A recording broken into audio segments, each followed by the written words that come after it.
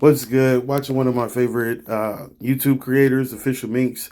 Yeah, he's posting a video of him actually heating up a cup of noodles. And, he's constantly saying in the background, do not heat up noodles in a cup or whatever. But a lot of people don't realize that it actually is not good for you to heat your noodles up in the cup. And you can check it out on Google. It says styrene exposure can cause a range of health effects, including central nervous system issues like headaches, fatigue, and dizziness, as well as irritation of the skin, eyes, and upper respiratory tract.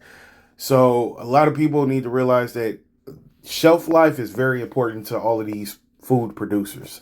And they're going to go whatever company that can produce the best shelf life. They're going to use whatever chemicals that can produce the best shelf life.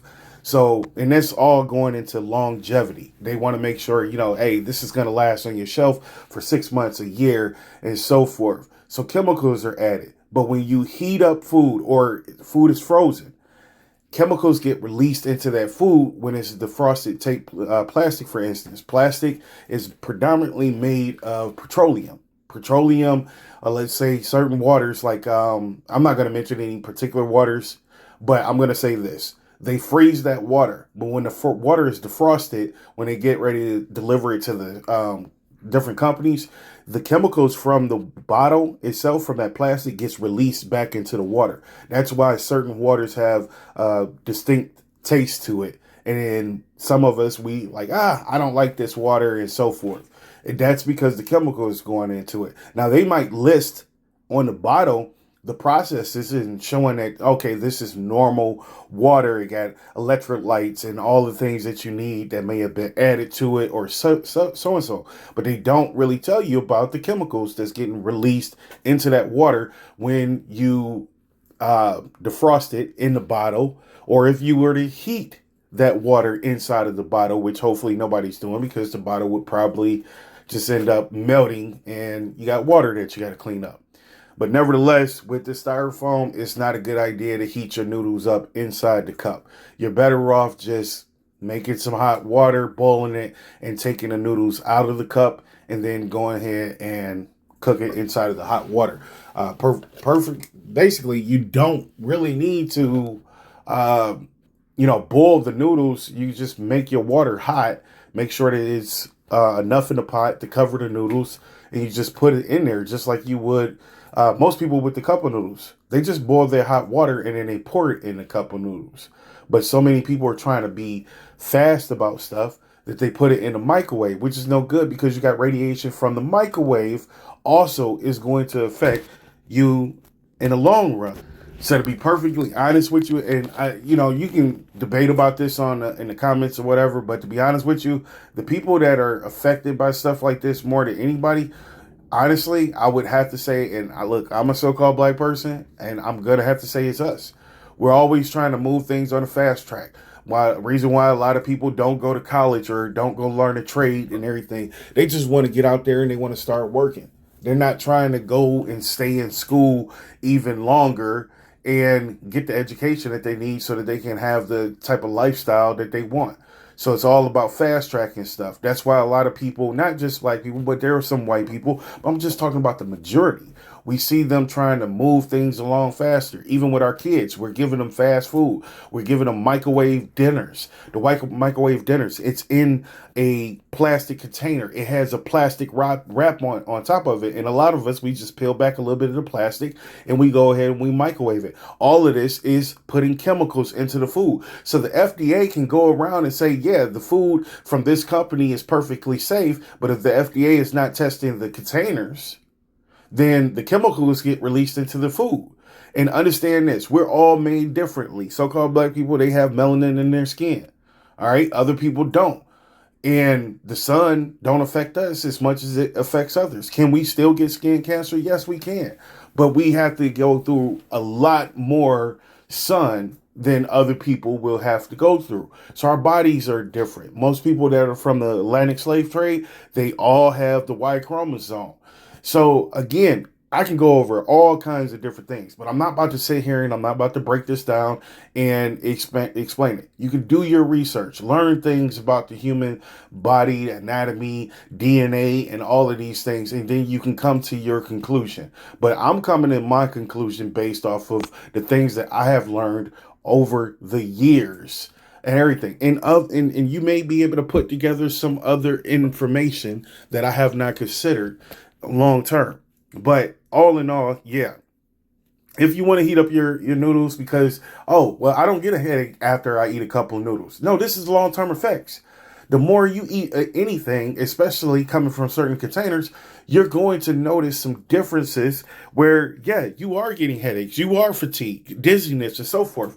Same thing if, with aluminum cans and everything. How are those things made? How are they making sure that they produce a longer shelf life when those containers are at the stores? Nobody wants to go to the store and there's a shortage of anything. And this is why companies want to make sure that the store shelves, it stays packed and they stay full. So just be aware of what you're doing. Years ago, they put on the internet how some cartons and everything, whether it was juice or milk cartons or even certain like aluminum cans and everything, and they were opening them up and they were finding all kinds of bacteria that was sitting inside of the container. Now, people wasn't getting sick or anything like that, not short term.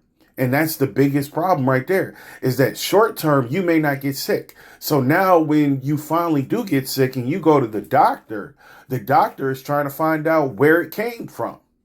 Where did this come from? Maybe other people can be affected and get sick. So the ability to track it down is very, very, very, it's problematic because you have gotten sick after a long time intaking these products. It's been over a course of time. So it's because of your dietary habits over the past 5 years. Now you have chronic headaches.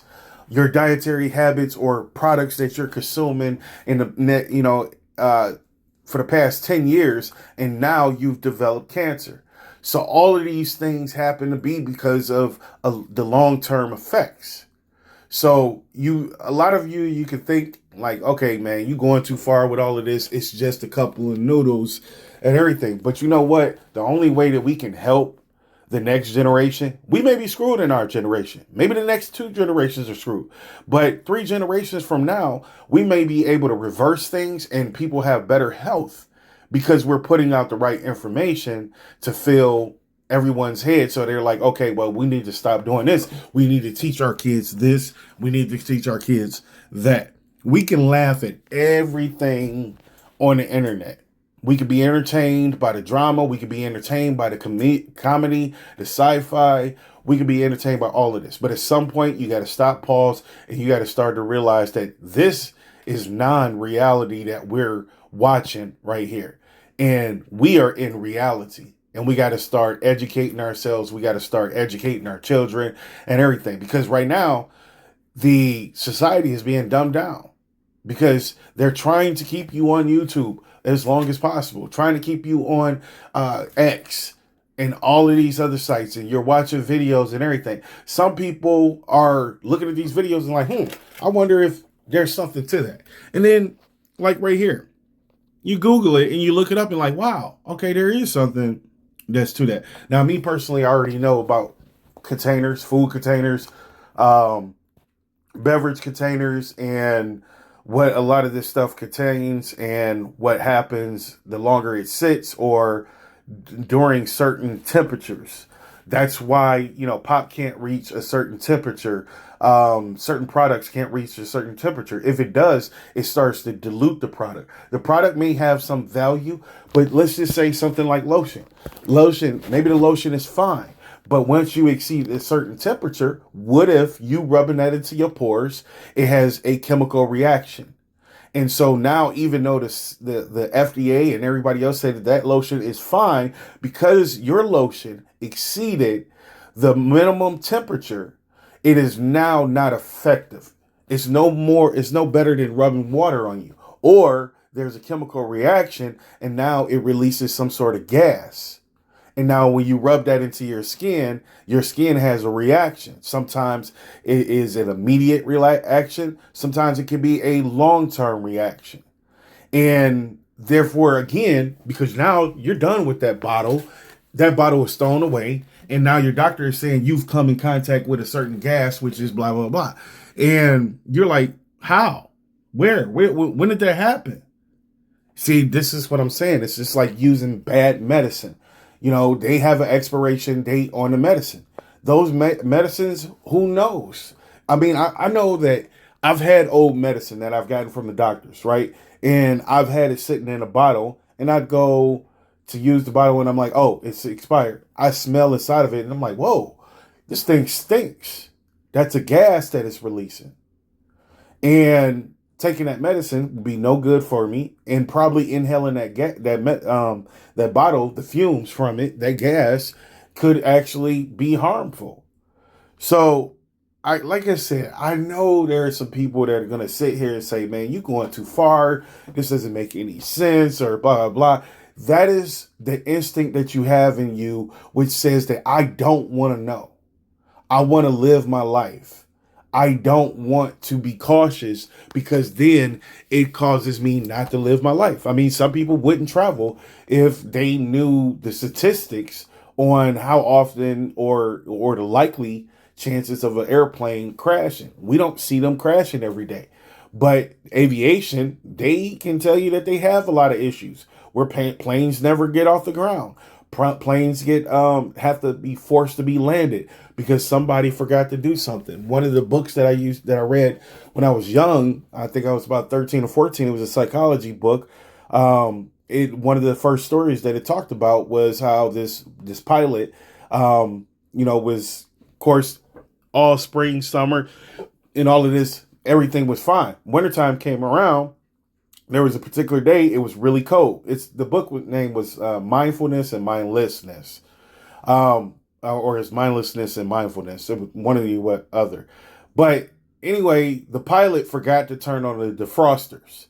And you have to turn on the defrosters and run it for a while so that it defrosts all of the equipment and everything before you take off. Well, he forgot.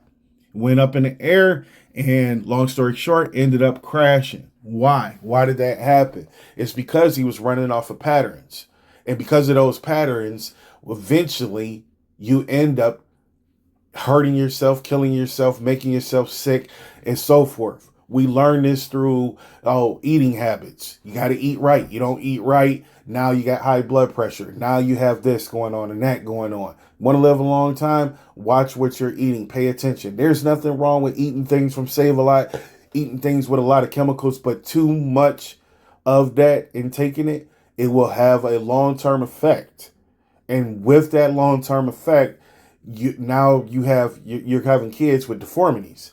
Your mental status is not what it used to be, and so forth. You just have to be more cautious. If you care about yourself, be more cautious on how you do things. Appreciate you. Please like, share, and subscribe. See you on the next one.